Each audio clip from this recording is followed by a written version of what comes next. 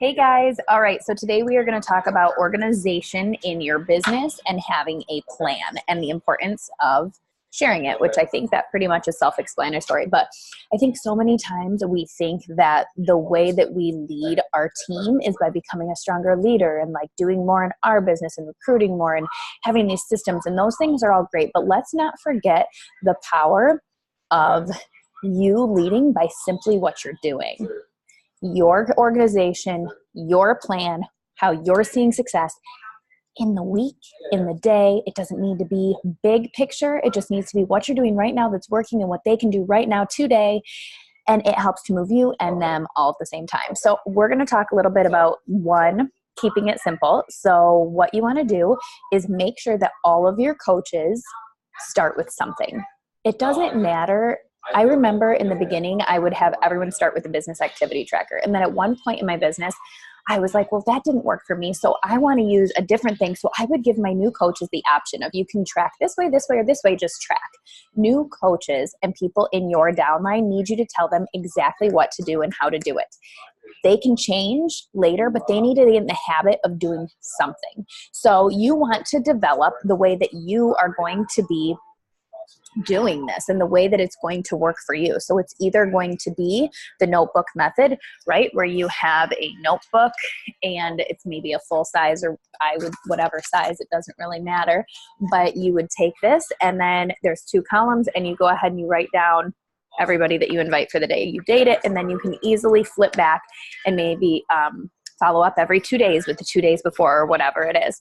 So you could do the notebook method. You could also use a Go for No sheet, which is what I did for a long time, and I'll post that in the comments below. And the Go for No sheet is a grid of 100 squares where you write your invites in there, and you can highlight for yes, cross out for no, write little notes on there. I like to print 12 of those, and then you can flip forward to, like, if they say check on me in June, you can flip forward to June and put their name in the first square. So you get to June and voila, you're not forgetting about them. So they could use the notebook method, which is very similar to the Go for No method. It's just, writing down in list form or using a grid. So they could use that. They could also use a spreadsheet. They could use anything. The whole point is that you're in charge of telling them the activities that they need to be doing and letting them start slow as a coach and introducing them in, which you learned in previous videos with Jackie and I, but then also making sure they're tracking some way, somehow, helping them fail forward. Okay, so the notebook isn't working. Let's use this Go for No sheet. So that's not working. Let's use a spreadsheet. Okay, so that's not working. Let's use Teamsy. Let's use one-page CRM. Whatever it is, you're in charge of helping them figure out what it is and failing forward, but not accepting the fact that nothing works, therefore they're not going to track. Because if they're not tracking and if you don't have a tracking system, then you don't have a business. So you want to make sure that you are giving them something to start with and letting them know this isn't how you have to do it. If you hate this, we'll find another way to do it, but you just have to start doing something and own it now. Okay. So giving them a starting point. Make sure that they're tracking their business and that you're keeping them accountable for that. So every week you should be having your new coach calls, or every week maybe in your pods, if you're going to do some organization with your pods so you can keep track of your business, coach to emerald, emerald to diamond, diamond to 2-star, 2-star and above, then you can call out in there on Wednesday nights. Let's see your tracker for the week. Let's see how your list is going, or just randomly, so that people don't know when your check is coming in and they're able to share with you kind of what they're doing. So you want to make sure that they're tracking and you know they are, and that you're tracking and you're showing them how you're tracking, and that you're then also tracking your team. So you need to be sorting your team. And so what you can do is have a notebook for each person, or a couple pages in a notebook for each person, or a document, and have it in your Google Docs where you have your name of your coaches, and you are sorting them based on what type of coach they are. Are they a discount coach? Are they a builder that is a hobby builder, or are they a full-time builder? What type of coach are they? And you want to make sure that you know their goals, what they're working towards, so that you can be, when you get on a call with them, where they left off, what they're working on, and it can be efficient. So with that being said, so we're just talking about something pretty basic there, teaching your coaches that it's just important to track in any way and helping them own a system. And then if that doesn't work for them, they can switch a system later. But now we're going to move into actually looking and planning your months. So as far as challenge groups and free groups and things like that go, it's really important for me. I like to have a big, let me grab it right here. I like to have a big calendar like this that I can see all of the months in full. And what I do is I plan quarterly. So you heard Jackie say that she plans for the year. I like to plan quarterly. So I look 3 months ahead and I look at what's coming up. For instance, the July is coming up, July 4th. So my free group that lands the end of June, I'm having 4th of July themed as it's leading us into the 4th of July. It's going to make people realize we are going into the 4th of July. Maybe they're going to want to join because it's festive. It's that time of year. It might make them a little bit more excited to join.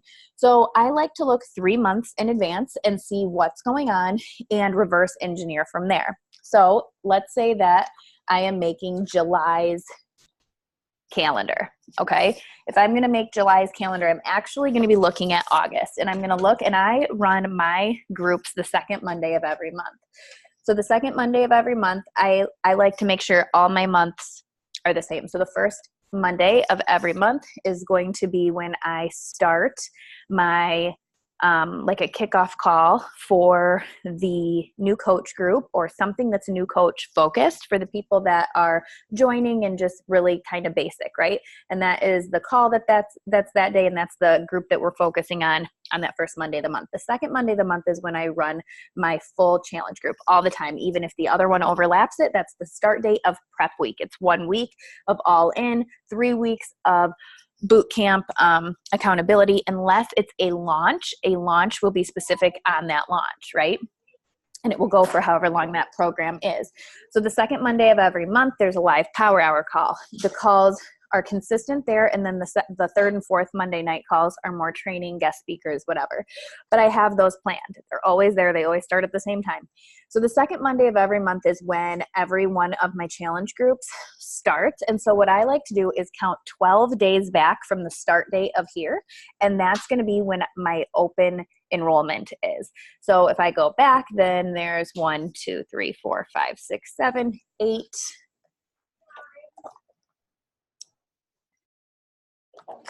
Where am I at here?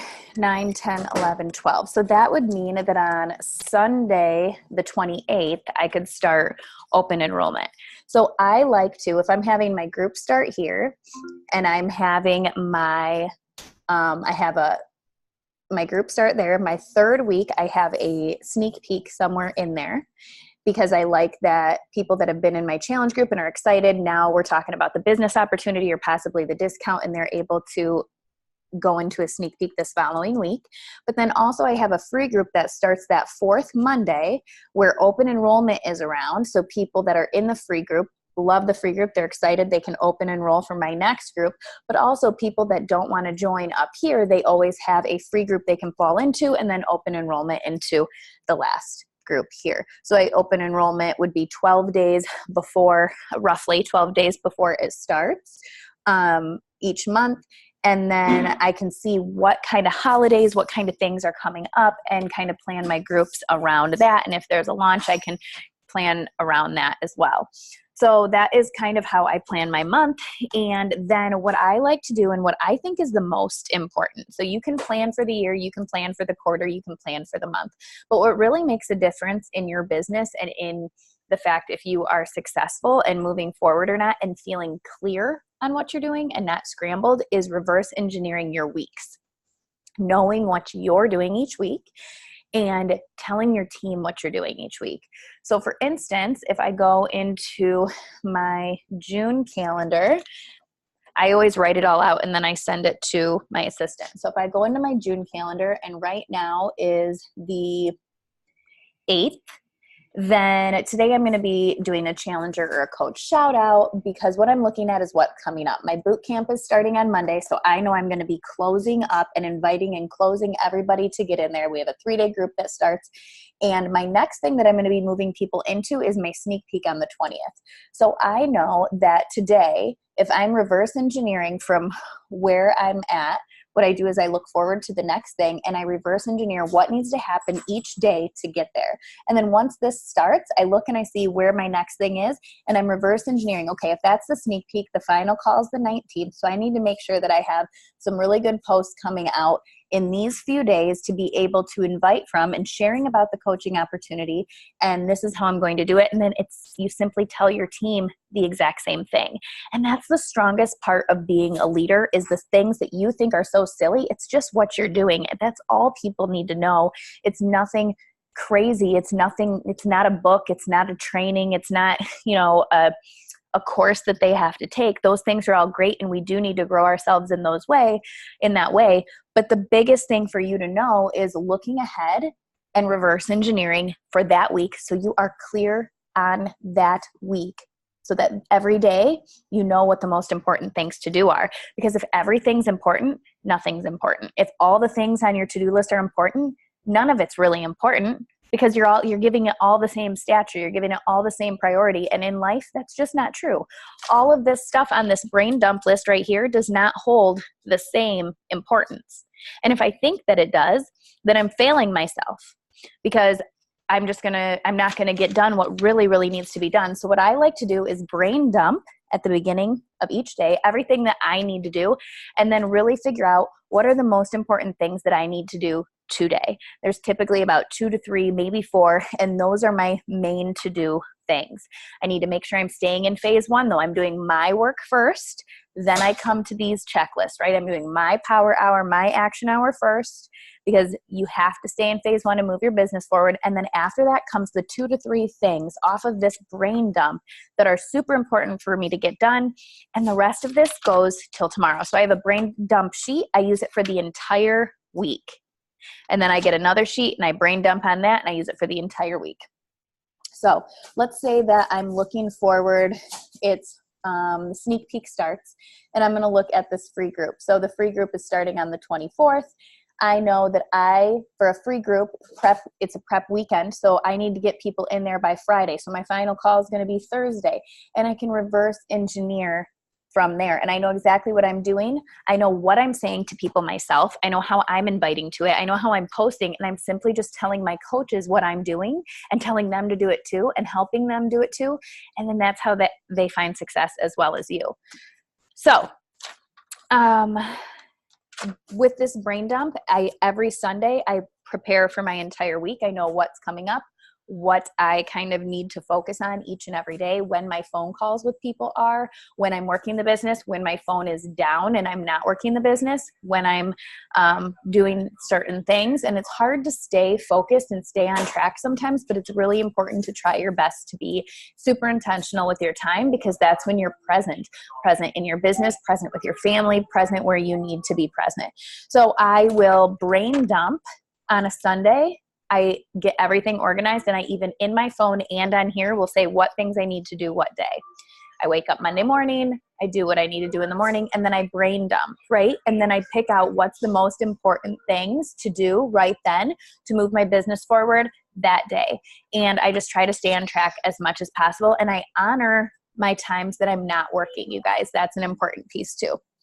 So my last tip for you on staying organized and having a plan is just making sure that you have certain days that you're doing certain things, okay? Because that will help you stay organized. Monday, Wednesday, Friday are when my assistant goes in and checks on new customers, sends out new welcome emails, sends out reminders, things like that. On Wednesdays, I go in and check the downline. Every day I go in and check and see how orders and everything are going through. On Mondays and Fridays, I do one-on-one check-ins with my customers and my challenge groups. And on Tuesdays and Thursdays, I check in with my new coaches one-on-one. I make sure that my calls are scheduled and written down. I have a monthly newsletter that my assistant sends out. She does it the first couple days of every month, and then we okay it and we send it out. And I schedule my day of what's happening when, and what is happening. So it's not just at this time I'm working, it's at this time I'm working, and these are the exact things that I'm doing in this time. And I know what those are, and I'm clear on what those are because I've reverse engineered. I know what's going on. I know what's going on for the month. I've reviewed my week. I've made sure I know everything that's going on throughout the day. I've brain dumped, and I've identified what are the most important things to do in my business that day.